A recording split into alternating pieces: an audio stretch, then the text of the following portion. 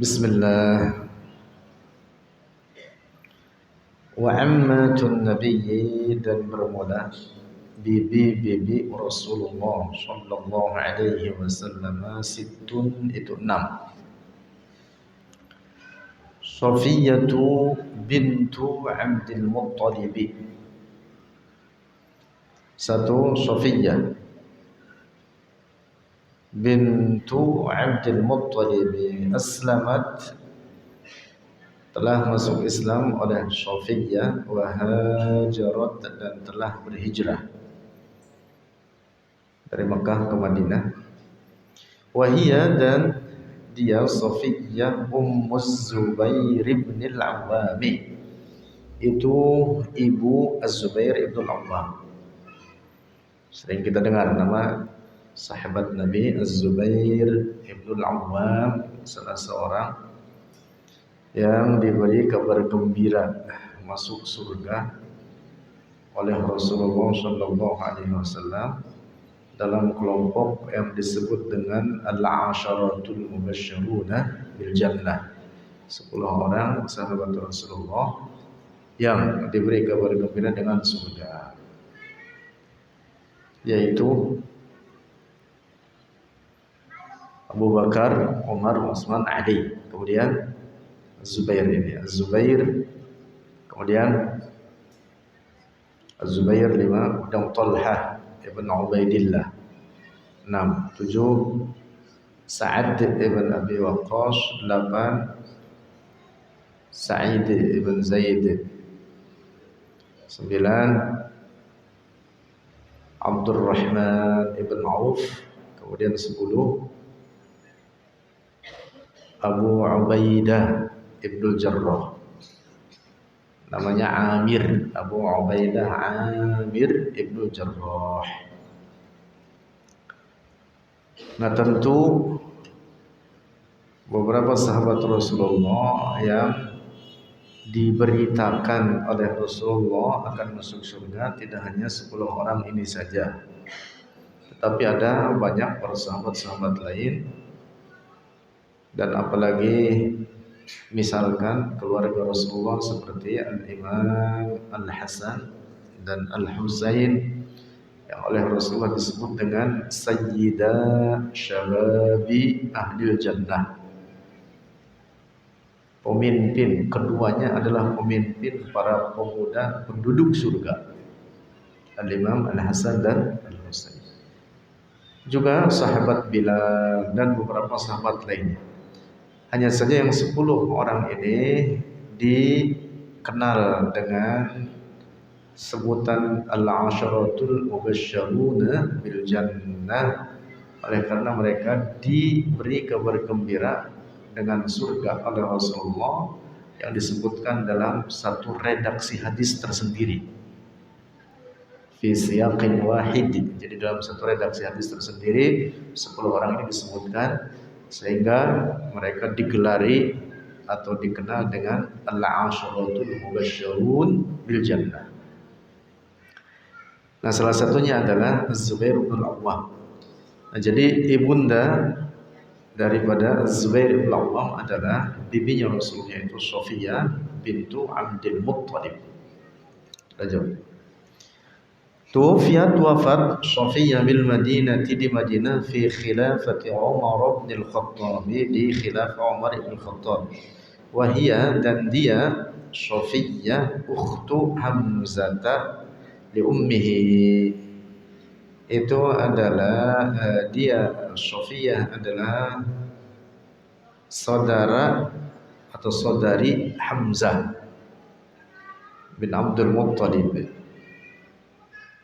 yang seibu.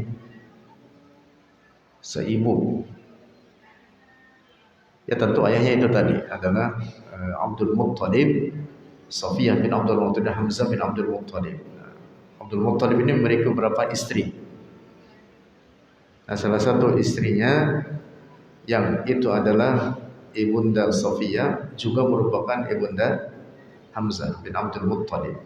Jadi namanya ukhtun li ummi.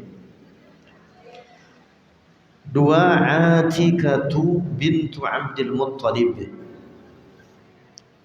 Qila, dikatakan, innaha, sesungguhnya ia Atikah, aslamat, telah masuk Islam. Wa kanat, dan ada ia Atikah inda Abi Umayyah ibn al-Mughirah, adalah istri dari Abi Umayyah ibn al-Mughirah. Tiga, Arwa bintu Abdul Muttalib. Wa kanat, dan ada ia Arwa inda Umair bin Wahb, adalah pada Umair atau istri dari Umair bin Wahab. Empat, Umaymah bintu Abdul Muttalib. Wa kanat, dan ada ia Umaymah inda Jahsh bin Ri'ab, adalah istri dari Jahsh bin Ri'ab. Lima, Barrah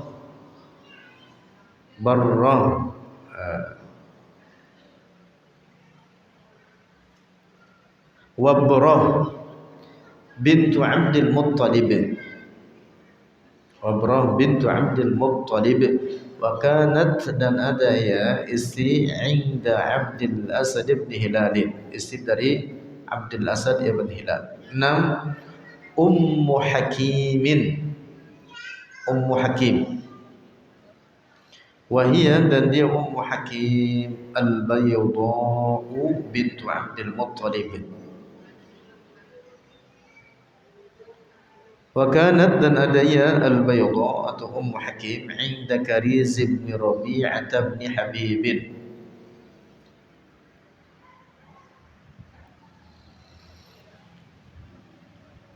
Suami daripada Kariz bin Rabi'ah bin Habib.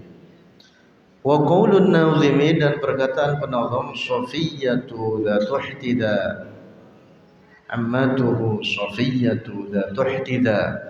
Dzatu ihtida ay Safiyatu sahibatut tiba'in, adalah seorang yang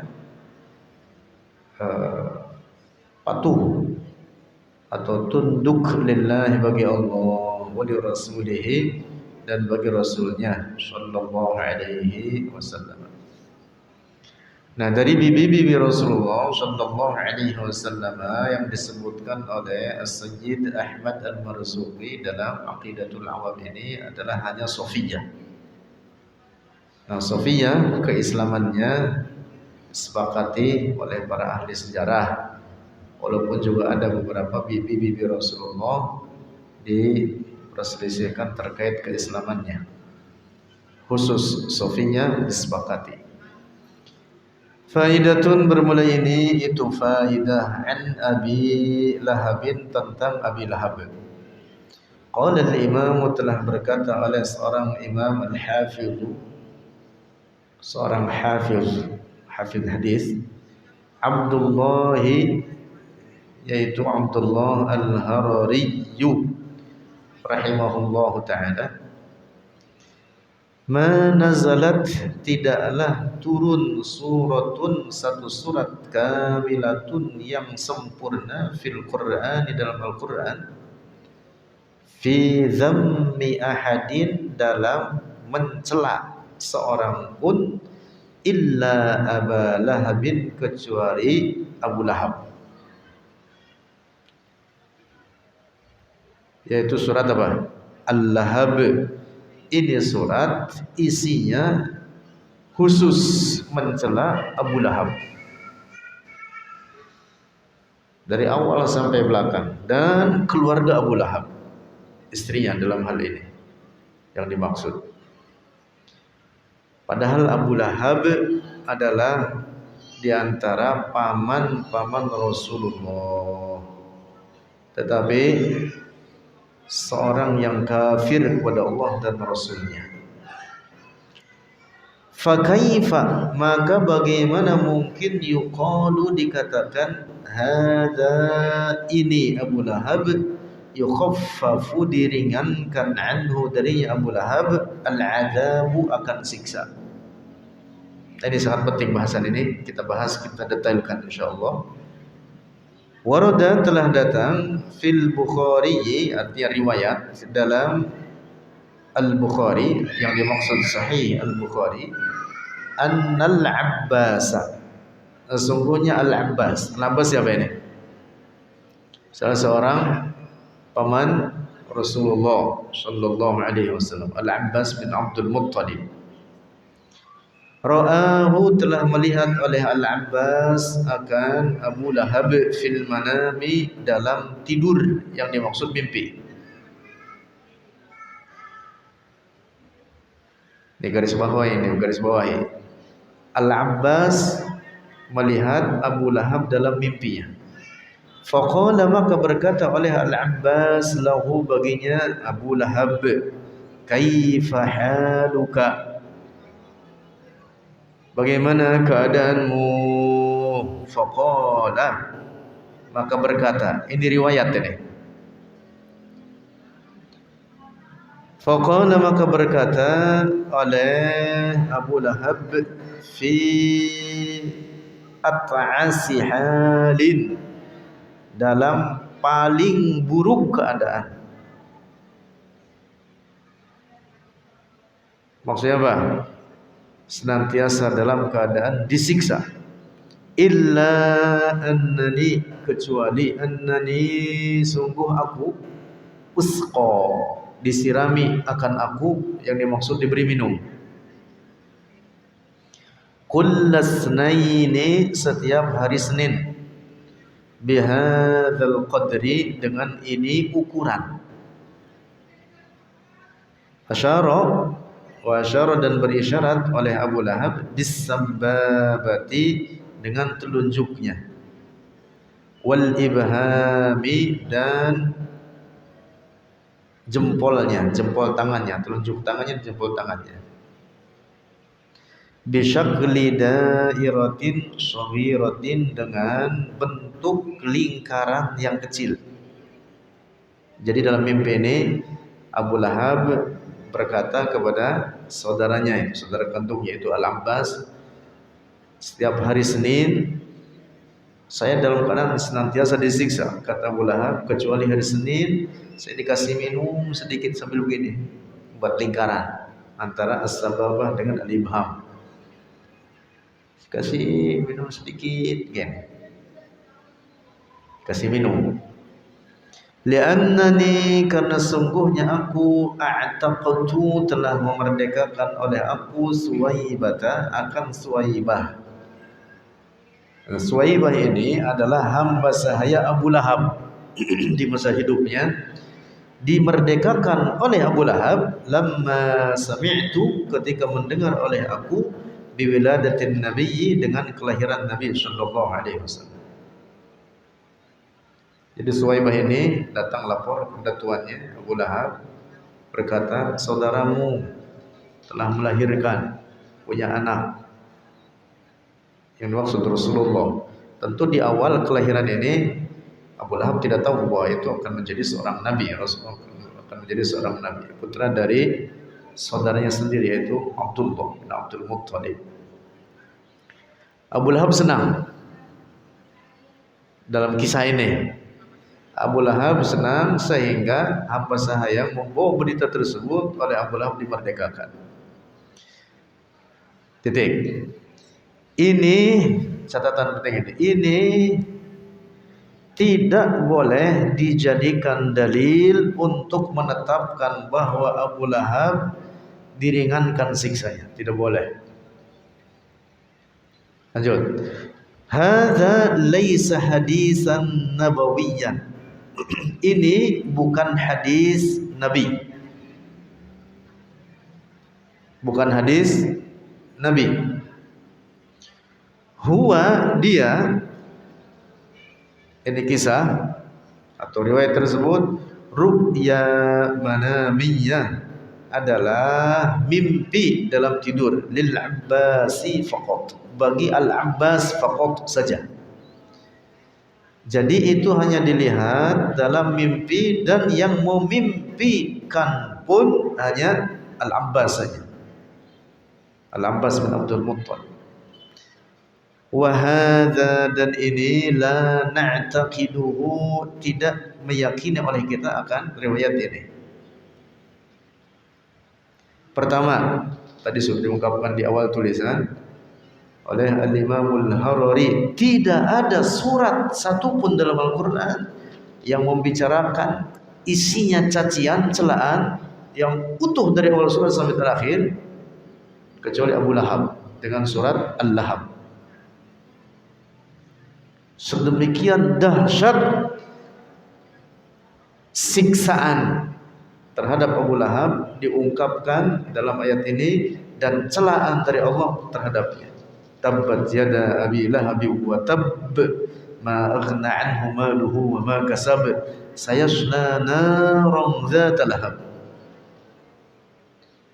Nah, sementara yang ini hanya mimpi Al-Abbas, dan mimpi tidak boleh dijadikan landasan hukum. Ingat-ingat ini. Mimpi tidak boleh dijadikan landasan hukum. Seringkali beberapa mubalik kadang kita mendengar sebagian mereka mengatakan atau mengutip riwayat ini, lalu mereka mengatakan Abu Lahab setiap hari Senin diringankan siksaannya. Ini tidak boleh mengatakan begitu. Al-Quran mengatakan wala yukhaffafu anhumul adab. Tidak ada siksaan terhadap orang kafir di dalam neraka yang diringankan, termasuk Abu Lahab.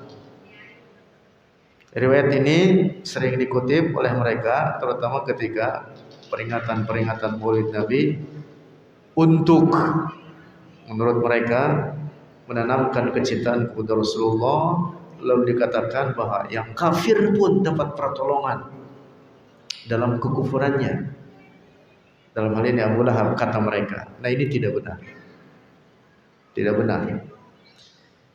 Nah, kisah Abu Lahab itu hanya mimpi dari Al-Abbas, dan mimpi tidak boleh dijadikan landasan hukum dalam ajaran agama kita ini. Al-Quran telah menetapkan Abu Lahab mati dalam keadaan kafir. Al-Quran telah menetapkan siksaan terhadap orang-orang kafir di neraka tidak diringankan sedikit pun. Lanjut.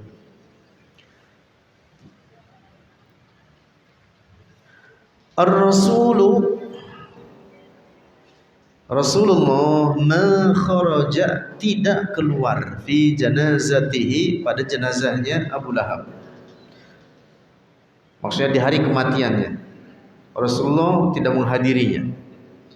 Wala hadara dafnahu, dan tidak menghadiri pemakamannya, proses pemakamannya Abu Lahab. Wala da'a lahu, dan tidak berdoa oleh Rasulullah lahu, baginya Abu Lahab. Li'annahu alima, karena sesungguhnya Rasulullah alima, telah mengetahui, annahu, bahwa dia Abu Lahab mata 'alal kufri, mati di atas kufur.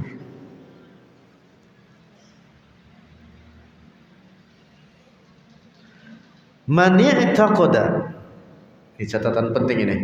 Man i'taqada, siapa orang, i'taqada, meyakini, annahu, bahwa dia Abu Lahab al-ana, sekarang ini, yahsulu lahu, terjadi atau terhasilkan, lahu, baginya Abu Lahab, takhfifun, keringanan. Yang dimaksud daripada siksa, la yukaffaru, ini orang tidak dikafirkan. Ingkana, jika dia, la yarahu, tidak memandangnya, mu'aridun, sesuatu yang bertentangan, lidini, bagi agama. Orang ini meyakini bahwa Abu Lahab diringankan siksanya. Dalam keyakinannya, ini tidak menyalahi ajaran agama.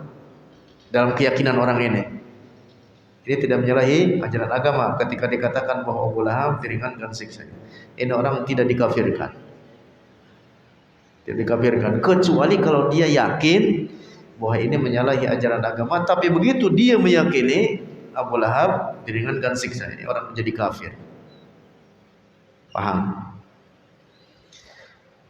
Lanjut. Lakin la yajuzu, akan tetapi tidak boleh, ayyuqala, untuk dikatakan, yukhaffafu anhu fil qabri, Tidak boleh dikatakan yukhaffafu, diringankan, anhu darinya Abu Lahab fil qabri, dalam kubur. Tidak boleh. Amma man qala, adapun orang qala yang berkata fi jahannam, di jahannam nanti, yukhaffafu anhu, diringankan darinya Abu Lahab daripada siksaannya, yakfuru, ini orang menjadi kafir. Nauzubillah. Mengapa? Karena jelas dalam Al-Quran mereka yang masuk ke dalam neraka jahannam daripada orang-orang kafir, sedikit pun tidak diringankan dari mereka siksaan terhadap mereka. Nah, makanya orang yang mengatakan bahwa di jahannam, di neraka jahannam ada seorang kafir yang diringankan daripada siksaannya, ini telah menyalahi Al-Quran. Menyalahi Al-Quran.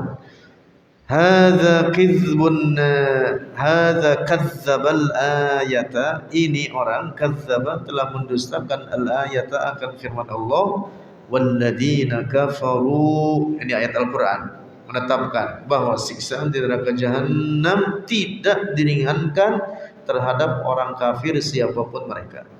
Walladzina kafaru, dan orang-orang kafir, lahum, bagi mereka, naru jahannam, neraka jahannam, la yuqda alaihim fayamutu, tidak ditetapkan atas mereka hingga mereka mati.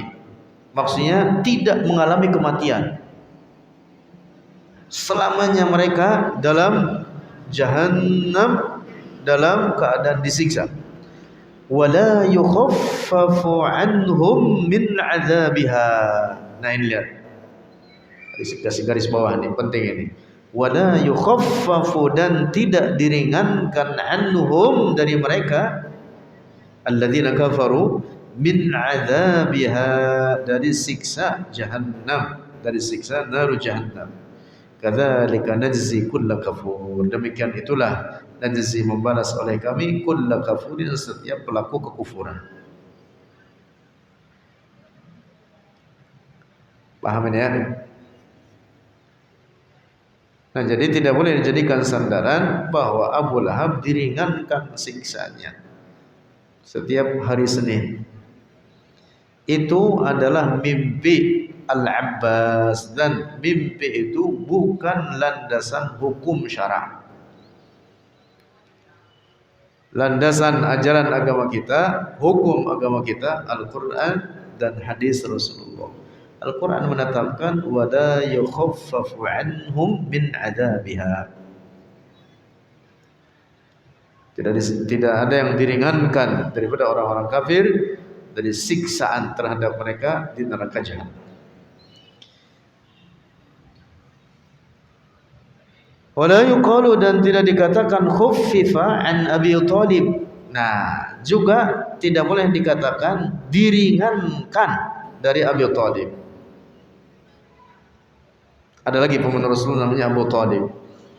Abu Thalib ini menurut mayoritas ulama, jumhur ulama, ditetapkan mati dalam keadaan kafir. Demikian diriwayatkan dalam Sahih Al-Bukhari. Bahkan Rasulullah menyebutnya dengan Syekhul Kufr, Syekh Al-Kufr. Nah, termasuk Abu Thalib yang juga paman Rasulullah selain Abu Lahab, tidak boleh dikatakan siksanya diringankan. Tidak boleh dikatakan diringankan. Tapi bagaimana keadaannya? Huwa, dia Abu Thalib, azabuhu, siksaannya Abu Thalib, awwala ma yadkhulu jahannama, awal apa yang dia masuk ke neraka, ilal qadami, hingga ke mata kaki.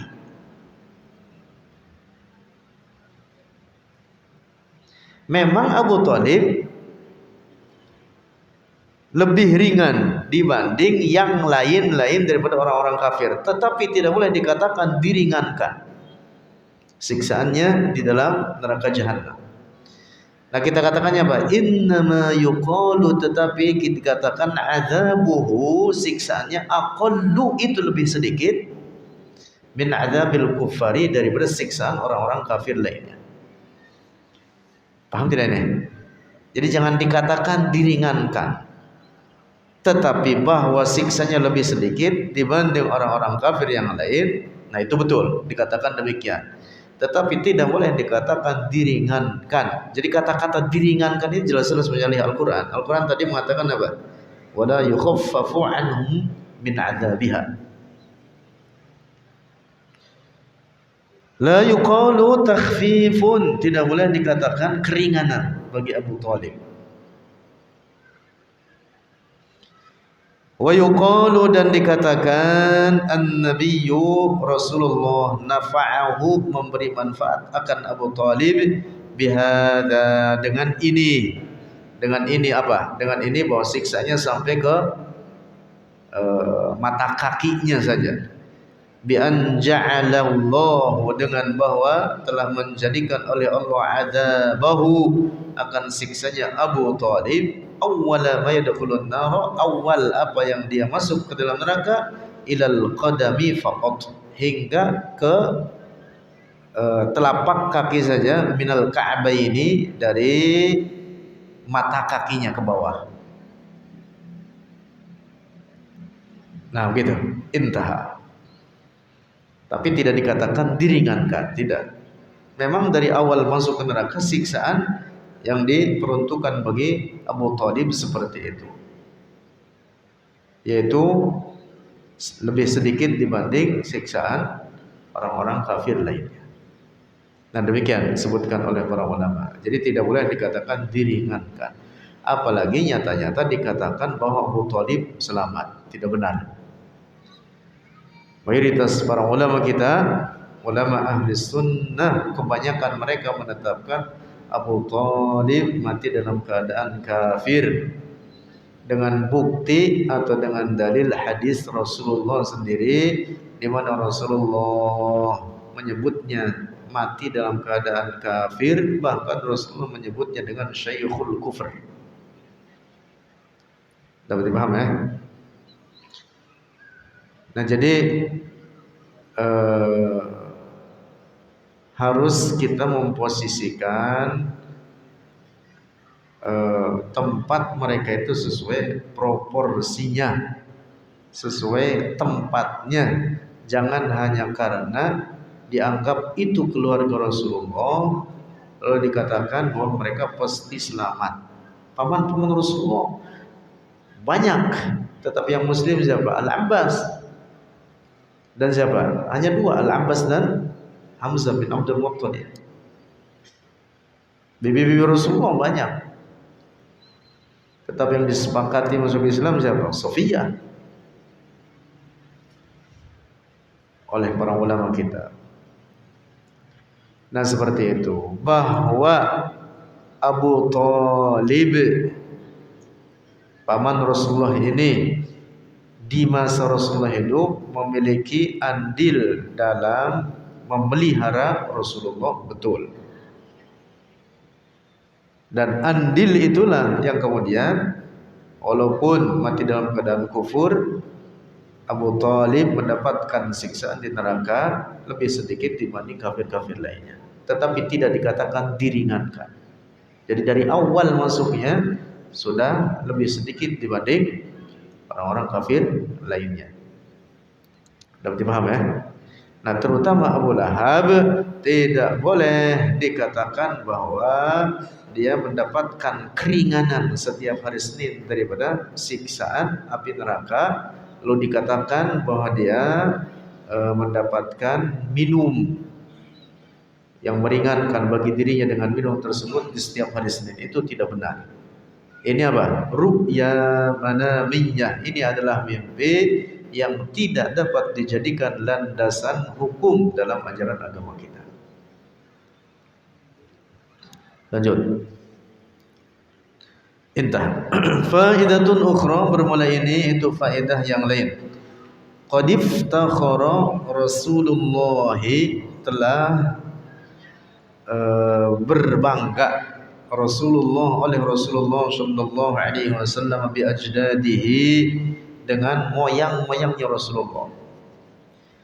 Nah, terkait moyang Rasulullah ke atas, ayahnya, kemudian kakeknya, kemudian ke atas Abdullah bin Abdul Muttalib bin Hashim bin Abdul Manaf bin Qusay bin Kilab dan seterusnya, terus ke atas sampai Adnan yang disepakati oleh para ulama jalur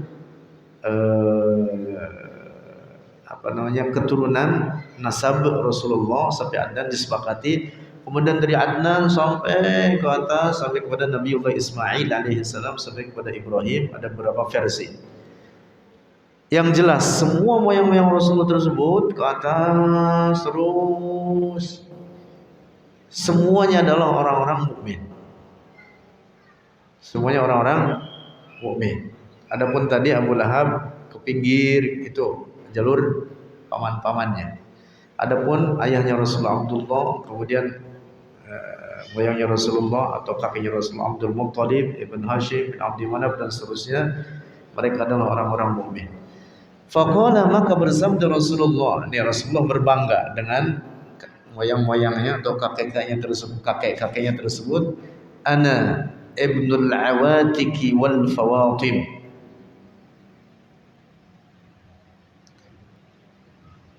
Aku adalah anak dari orang-orang yang dimerdekakan dari api neraka.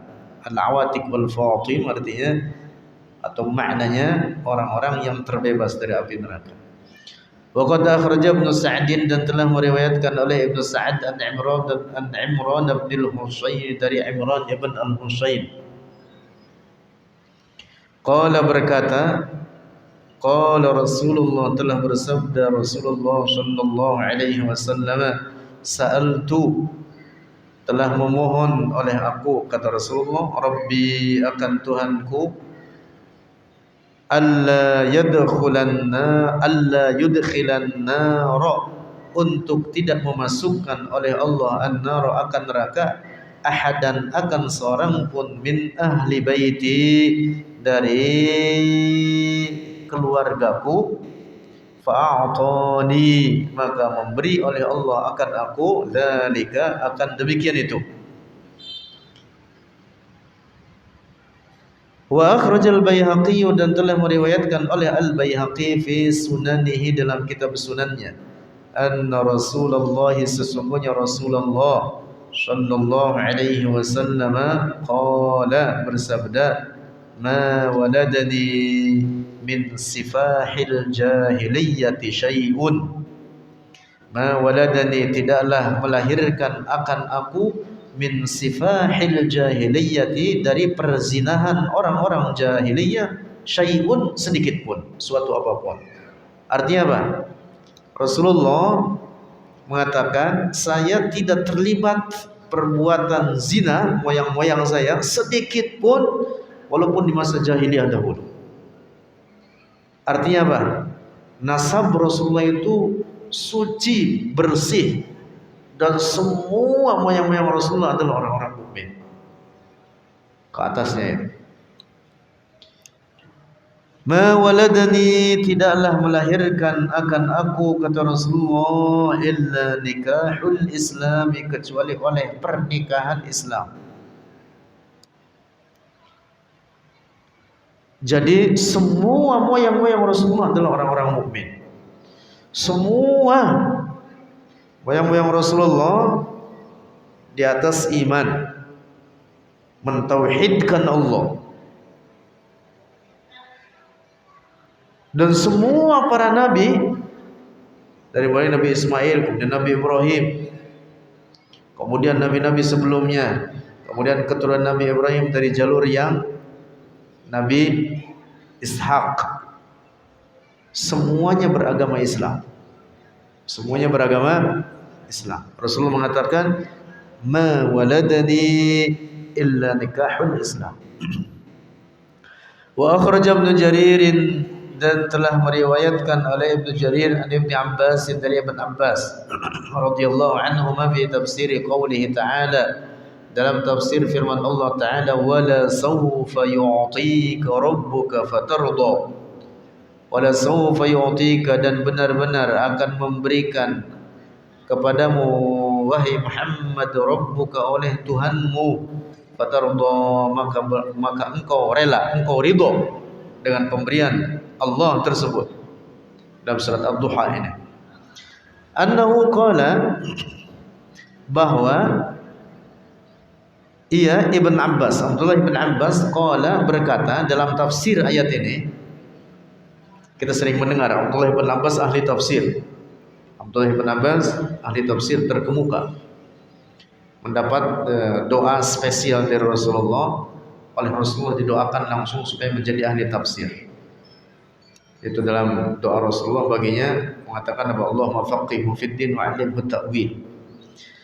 Bahwa Abdullah bin Abbas berkata dalam tafsir firman Allah tersebut, wala sawfa yu'tika rabbuka fatarda, min ridha Muhammadin, dari ridha Muhammad sallallahu alaihi wasallam, alla yudkhila, bahwa tidak memasukkan oleh Allah ahadan, akan seorang pun, min ahli baitihi, dari keluarganya Rasulullah, an-nar, akan api neraka.